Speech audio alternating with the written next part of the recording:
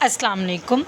Students, hopefully all of you are doing well. This is your general science lecture. The topic of our today's lecture is multimeter. ये एक ऐसा आला है जिससे current, potential difference और resistance तीनों की पैमाइश की जा सकती है। सो बेसिकली मल्टीमीटर एक ऐसी डिवाइस है जिसको इस्तेमाल करते हुए करंट, पोटेंशियल डिफरेंस और रेजिस्टेंस इन तीनों की तीनों चीज़ों को मेजर किया जा सकता है।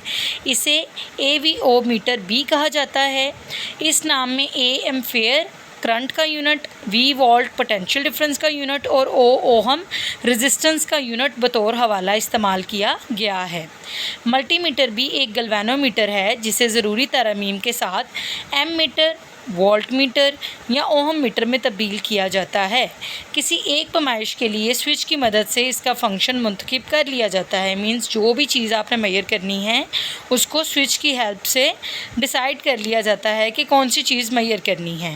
हर फंक्शन में मुख्तलिफ रेंज भी मुंतखब किए जा सकते हैं। बतौर वोल्ट मीटर इसमें DC और AC दोनों किस्म की वोल्टेज मापने की सहूलत मौजूद होती है। जैसे कि फिगर 8.20 के अंदर मल्टीमीटर जो है इसकी पिक्चर जो है वो शो की गई है।